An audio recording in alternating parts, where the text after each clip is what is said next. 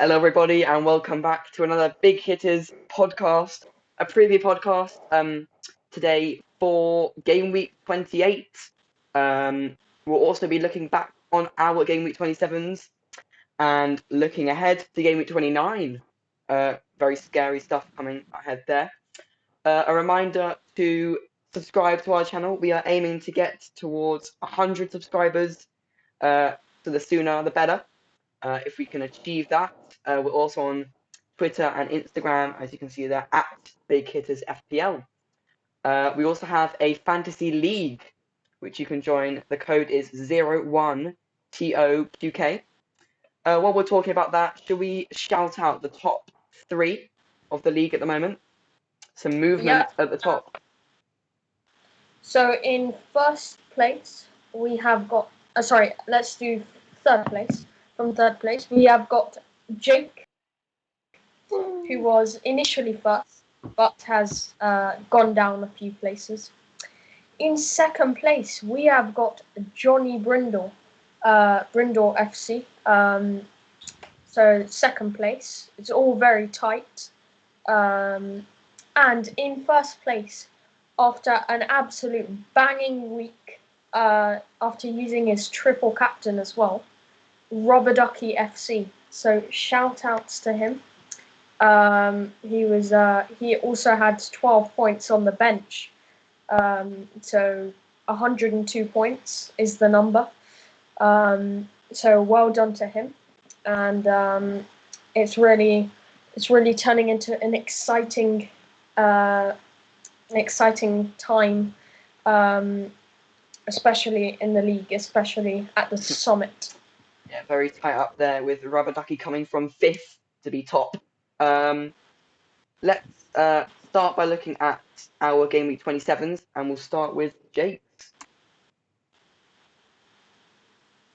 So it's really not been a great week for me. 4 points below average, which is I think the first time I've been below average in the last 10 since game week 16, I think, so 11 weeks or so. So my captain choice obviously not great between Diaz and Kane, and I went for Diaz, who only got 2 points over the double game week, conceding twice in each of his games. So obviously really not ideal. And Kane got 2 goals and 2 assists and 3 bonus for one of his biggest hauls of the season. So I've had quite a few blanks. Mount only coming on for a few minutes. He started on the bench. Seeing as I transferred him in for this week, not too happy with that. Target with a clean sheet, and Martinez with 7 points. I think he should have been up to 10 points, but they took away. Yeah, I know. So I think apparently his third save was a save from a cross. So they took away a point for his saves. And then that meant that he lost out on 2 bonus points. That's not great. That still wouldn't have taken me up to above average, but still. And then Gundogan, again, returning for me. Got a goal against Southampton and a bonus for another double-digit haul. Overall, not a particularly strong week for me. Yeah, better than mine, but we'll come to that later. And Ludo had a very good week. Well, yeah, I had 82 points, so I was very happy with that. Obviously, as you can see, I was let down, just like Jake, by the Man City defence. Fortunately, I did not captain Diaz. I brought in Aubameyang, which paid off. And I think having that Son duo really paid off, especially. I was having a really bad week, but then Son and Kane turned my fortunes around. You can see a bit disappointed Spurs conceding there. De Bruyne captain, 2 goals against Southampton. Other than that, a couple of blanks here and there, but, above the average, and my team is in very good form, and I'm very pleased. Yeah, very good week there. Kane and De Bruyne performing very well.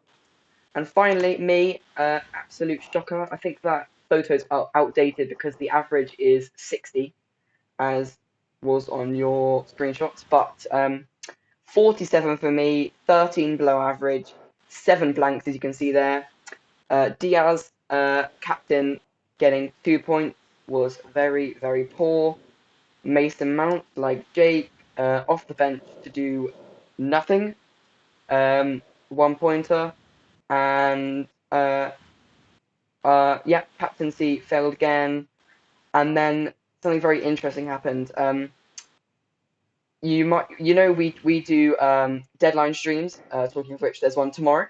Don't miss it. But if you were watching last Saturday's deadline stream, you would have seen my team with Stuart Dallas in that back four, with Bruno Fernandes taking up a cozy spot on the bench. Now, in the midst of all the streaming, I forgot to change my team, and it turns out I actually played Bruno Fernandes ahead of Dallas. Despite I'm sorry, no, that's not quite what No, happened. it I don't is. think. I think I suggested to you to play Bruno over No. Dallas. Well, no, that's just a side note because I will admit that I wanted to play Dallas, but in the morning before the deadline stream, I was playing around with my team, and I thought I'd just put Bruno in midfield for Dallas just for fun, and I forgot to change it back. But ultimately, the moral of the story is that was great because Fernandes scored a first-minute penalty to get 10 points. Gundogan got 10 points. Target and Martinez getting clean sheets. Everyone else blanked. Watkins hit the bar. Bamford missed some big chances. Salah is disappointing at the moment. City conceded twice. And that is why I ended up in 47 points. And that is a very, very bad week. On that jolly note, let's do some hot topics ahead of game week 28. First of all, very, very hot topic. I can feel it burning. Is Mohamed Salah. Plenty of blanks recently. In fact, I'll just check. But he did score last night in the Champions League. Just maybe turning Yeah. a few eyebrows. What are your thoughts on Salah? Well, you say he scored last night in the Champions League, but he seems to be doing all right. He scored in the first leg as well against Leipzig. He seems to be doing fine in the Champions League. I mean, he did have quite a few chances that he also should have put away last night. But yes, he did get a goal. Yeah, I think I'm giving him the Wolves fixture for game week 28. Not because I want to see how he does, mainly because well, I'm thinking of transferring either Son or Bale in, and I think that the Liverpool fixture is probably the better one, rather than Spurs against Arsenal. Finally, But some yes, respect. I mean, not so much respect, just 50-50. Anyway, what was I saying? Yes, so I'll be keeping Salah, and I mean, even if, well, I guess I'll see how well he does. I mean, if he gets a big haul, it'll be hard to ignore. I might bring Bale or Son in just for the blank game at 29 and then get Salah back in. But it's looking unlikely that he's going to be back amongst loads of goals in the next couple of weeks. Yeah, I agree. I think, he's been poor in the league, especially when there are so many better options at the minute. Gareth Bale, Son, so it's very tempting to transfer him out. Obviously, I transferred him out. There is to point out, to be honest, that the goal in the first leg he scored against Leipzig was a defensive blunder by one of the defenders, And also, I think I haven't exactly seen the goal, but you just felt like Leipzig had to attack in the second leg. So obviously, Salah enjoyed more space and therefore got the goal. But in Premier League fixtures, it's a bit more unlikely that it's slightly more unlikely you'll find, obviously it's a bit more physical. The league's a bit more physical. So I just think that it's, if I were a Salah owner, I wouldn't be obviously too happy that he's not regained his form but scored a goal in the Champions League. It doesn't really show too much, but there is light at the end of the tunnel. Sound like Boris Johnson. Right. I'm just looking at his stats here, and I know Wolves is an away fixture, but that could be a good thing. He hasn't actually scored an open play goal because, of course, he scored a penalty against City in 1, 2, 3, 4, 5, 6, 7, 8 games without a home return, going back to the Tottenham match in December, I want to say. So certainly at home looks bad, but then away there might be a glimmer of hope. Slightly better away form. Is that something to think about? Yeah, maybe. I guess we'll see. And then if we are selling Salah, who we've said Son and Bale, are there any other replacements? Aubameyang maybe. Yeah, Aubameyang. You just If you have want to to get save, excited. yeah, I think if you want to save some more money, then you could. There are many cheap options at the minute. So you could go for Gundogan or Mason Mount and spend the remaining money elsewhere. But yeah, as I said, there are plenty of options. So if I were a Salah owner, I'm not sure what. I wouldn't be sure to risk it, to be honest. Yeah, just with the with Aubameyang, I mean, I think Arsenal's priority at the moment is probably going to be Europa League. Not that it's going to be likely that they'll win it, just because it's probably their only chance of getting into the Champions League. So Aubameyang may be rested in the Premier League this I week. think it'll be interesting to see because obviously Arsenal playing later tonight at 8 o'clock against Olympiacos. If we can get the job done, wrapped up 3-0, 4-0, you could see. You lost them last Okay, year. let's just assume that we can beat them 4-0. I could see that'd be obviously great because then we can rest players next week. But that could be good for Aubameyang owners and Saka owners. Yeah. Next, What was the first leg we beat result? them 1-0, I think. Yeah. Oh, Let's talk about another hot topic, which is Man City's defence, which we've admired for so long, doubled up on for so long. They've only got one clean sheet in their last 7 matches now. So is it time to ditch that second City defender? Well, I think I was going to be doing that anyway, but I think especially now since they have conceded 2 goals in each of their last 2 matches, it seems like the United match, which I actually did say, but I'm not sure if I was talking to you about it. I don't think I was. I did say I think the United match may have been a turning point in City's season. They did literally beat Southampton 5-2 though. Yes, I know, but I mean their defence was pretty shaky, I would say, I'd agree. against Southampton. yeah, I agree with that. I'd say, obviously, if you wanted, having a second City defender now is getting a bit risky. I wouldn't sell both of them because that's a risk. Because you never know with Man City. One day they could just be perfect. Their defenders get attacking returns. So it's a risk, but when you've got Chelsea defenders as options, as very good options, then it is quite tempting, and that's what I've done. Okay, cool. And another thing to consider is obviously a very good fixture coming up with Fulham next week. Stones and Cancelo having been rested.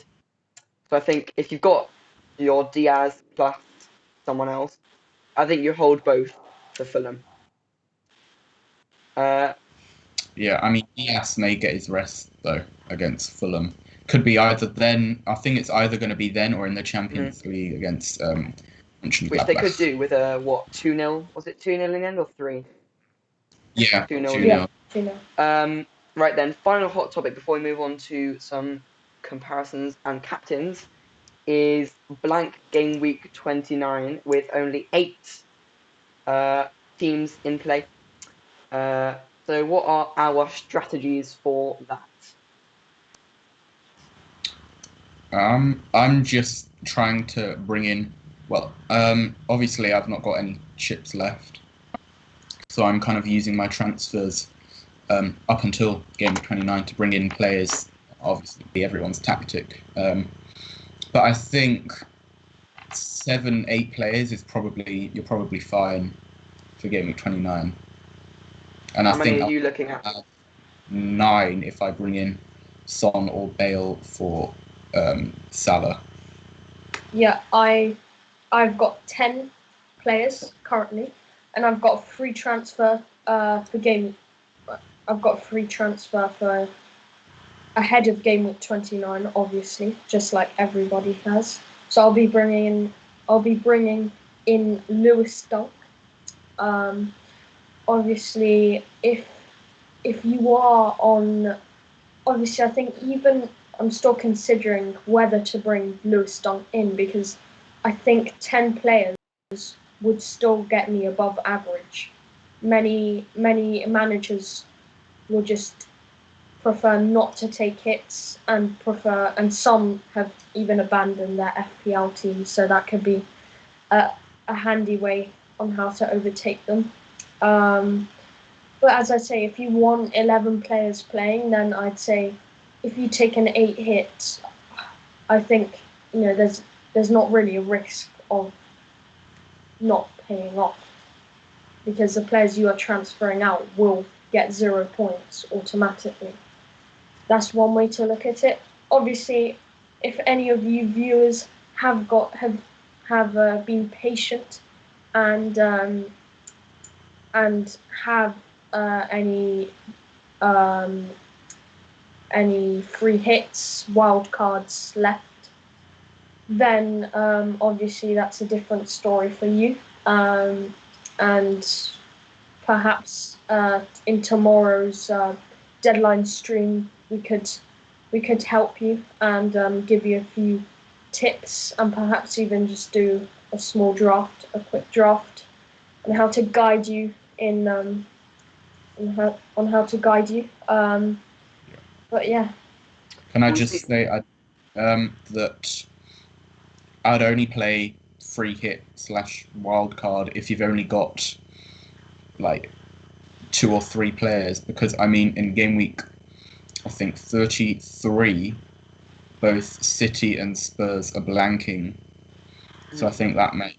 So I mean, not to obviously to you need to transfer them out or keep them on the bench, but also there are quite a few good fixtures, so it might be an opportunity to do something different.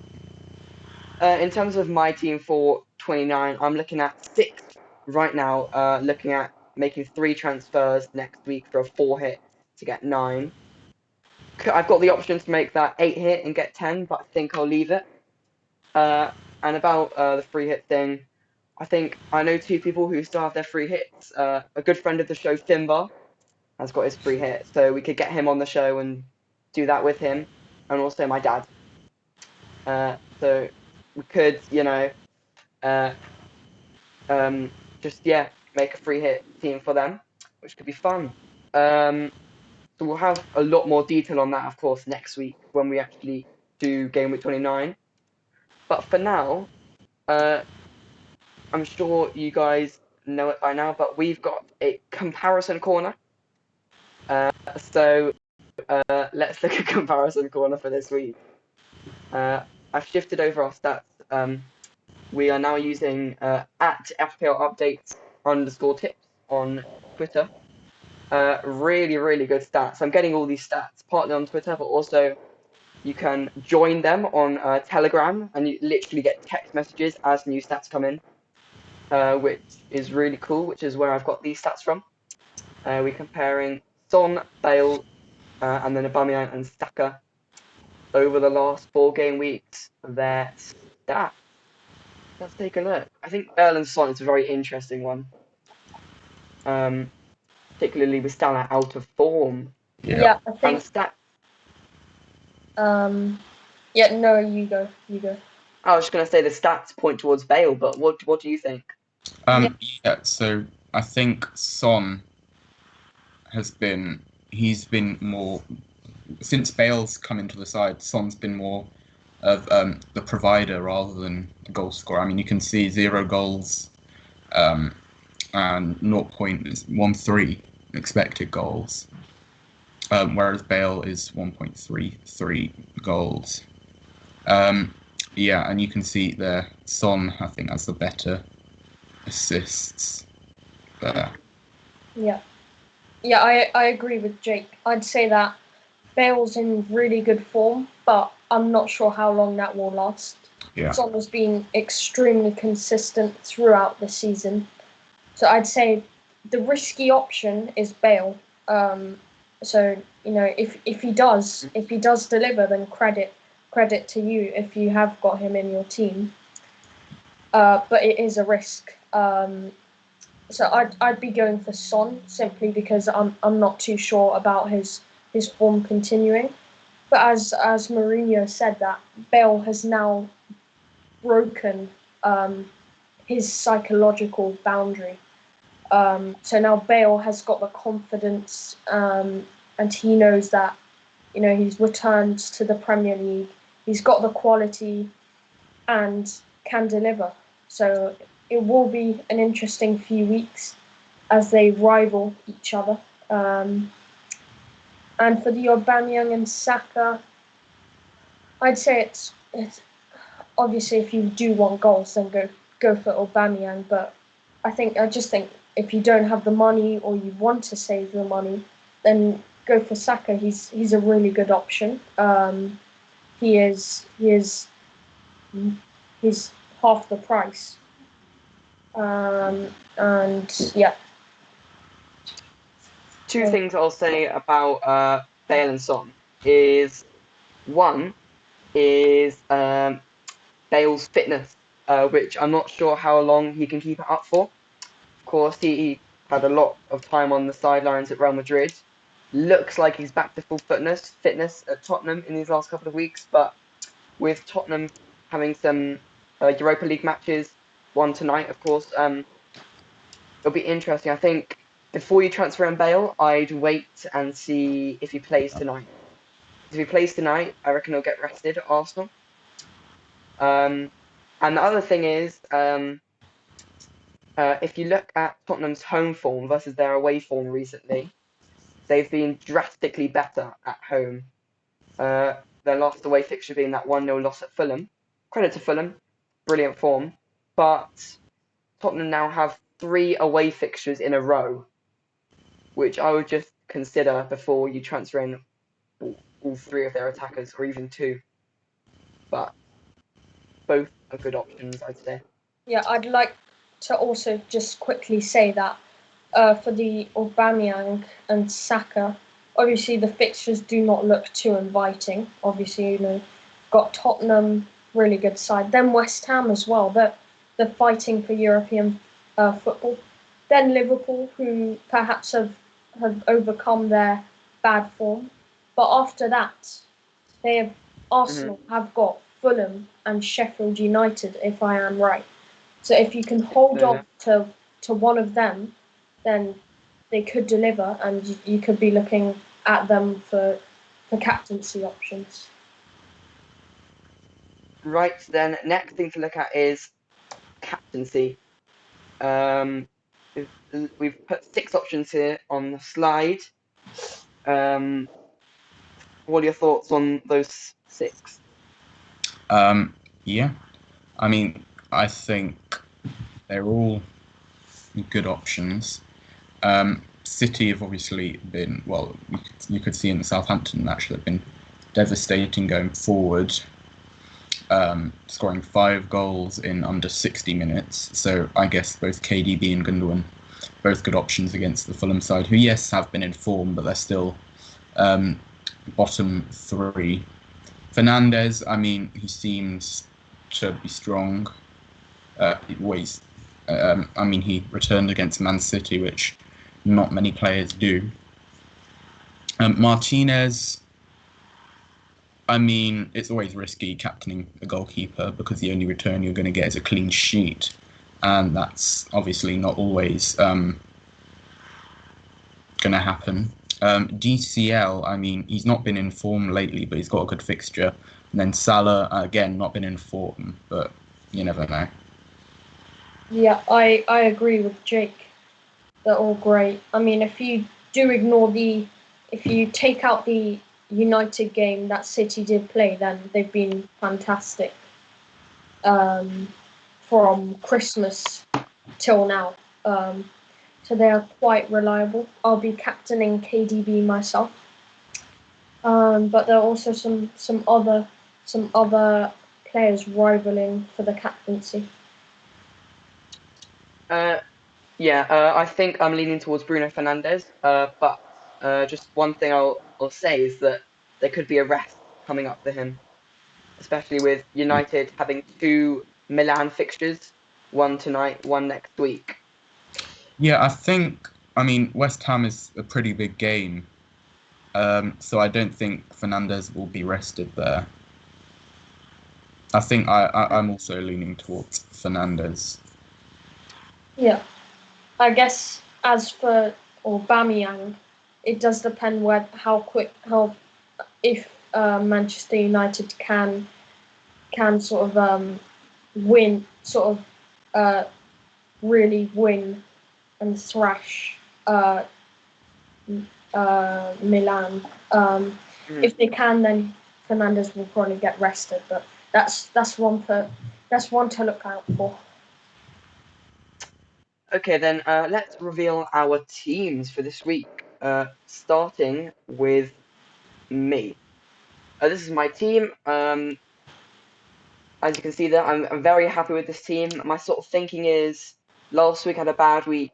Next week is a blank, but this week, sort of in between week, I think I should be on for quite a big score. Got some good fixtures. Got the triple Villa against Newcastle, double Everton against Burnley, triple City against Fulham. I've benched my 3 leads because I think Chelsea have been really good recently. Rolling the transfer, so I've got 2 come game week 29.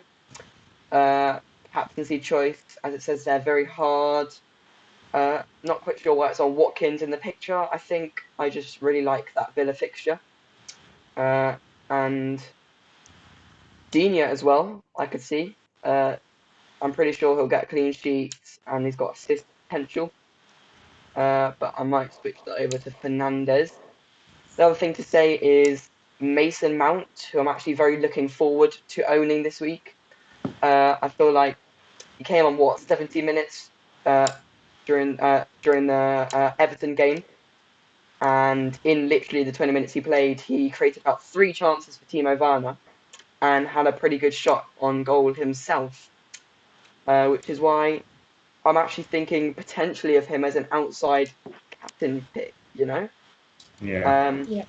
A very good fixture against Leeds. And I mean, apart from he that, was benched, but yeah, benched last week, but hopefully he should start this week. yeah, and that is my team. How about yours, Ludo? Stretched again. Well, I mean, I didn't touch it. It wasn't me or Jake that stretched it. But anyways, apart from the stretched photo, my team's looking quite good.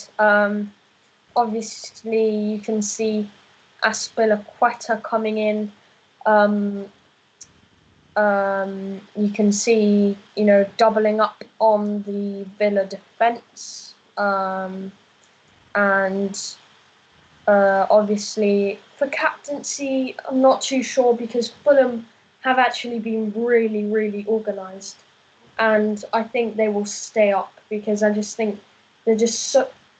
To be honest, they're the most stubborn, the most stubborn team over the last 5 games because they just really just defend, and sometimes catch you on the break.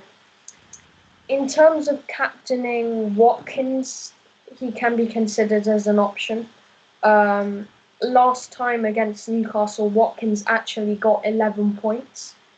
And interestingly, he did not get a single bonus point. And even more interestingly, he got a hat trick of assists. Yeah, I remember that. So that was quite a weird scenario. That was against Crystal Palace. No, it's against Yeah. Newcastle, I think. Oh, was it? I don't know. I seem to Newcastle, remember. he scored a goal. He only got 6 points, but yeah. I'm very interested, Ludo, as to why you've transferred in Azpilicueta for Cancelo. I think Yeah, Leeds I just always have the potential to I was score, talking. Yeah, I was talking about that with you today actually. Where okay, he might play against Fulham. City aren't guaranteed a clean sheet. They are not low on confidence, but from a defensive aspect, they they're not the strongest they've ever been. And I just think having 6.1 for a player who plays one who plays every other week is just it's just not worth it, to be honest. So well, I thought surely you give him one more week against yeah, Fulham. I know. I mean, yes, you know, but they aren't really guaranteed too much of a clean sheet. And to be honest, as I said before, Fulham are a very stubborn team. So, anyways, prefer not to dwell on it. Um, and yeah, I mean, if both, I think let's hope that Azpilicueta does not get rested either. I'd be very disappointed if he does. But Tuchel has hinted for rotation, but has also hinted that it is fantastic having the club captain on the pitch because he brings unity. So it's going to be a bit of a 50-50. And Souček surprise perhaps. That would be nice, a nice little surprise. Other than that, quite a good team. Smith Rowe's still injured, so I'm hoping for game week 29 he is available. Yeah. Nice and stretched. And finally, Jake's team. Yeah, so I'm also rolling my transfer. So I'll have 2 for 29, and I think I'll be taking a 4-hit. So bringing in Cresswell, Son or Bale, and then I might be bringing in Jota for either Mount, depending on if he starts, or Rafinha. But I'm not sure yet. Yeah, so probably sticking with Fernandes captain. I think he's been strong recently, and then triple Leeds on the bench. Yeah, Chelsea have been strong defensively, but yeah, overall I think all of my players have got pretty decent fixtures. So yeah. Very nice. The only difference between me and you being Calvert-Lewin over Kane. But yeah, very similar teams we have. And then last of all, before we end the show, is the perfect game week 28-11 as voted by you guys on Twitter and Instagram. The obvious choice in goal never leaves this PowerPoint. No point even changing. Emi Martinez. Yeah, obviously. 3 at the back. we've got that City double of Diaz and Cancelo, partnered with Cresswell against Manchester United. Interesting choice that by the public, but it is what it is. Midfield for including a captain and a vice. Bruno Fernandes taking the armband, Gundogan taking the vice captain, Mason Mount and Heung-min Son as well. And then up top, we've got Ollie Watkins, Harry Kane, and Calvert-Lewin. And I think that's our scout selection / perfect 11 voted by you guys. Pretty good team. What do you think? Yeah. Yeah, I think just interesting. No KDB. Yeah, that was interesting actually. Yeah, I agree. Gundogan third. And I think that is just about all we need to say for this show. Thank you very much for listening. This has been the Game Week 28 preview podcast. We'll be back tomorrow with a deadline stream from about 6 o'clock. So make sure you tune in to the channel to watch that. Make sure you subscribe to the channel as well, the Big Hitters on YouTube. And make sure you join our fantasy league, the code of which is 01DOUK. Thank you and bye bye.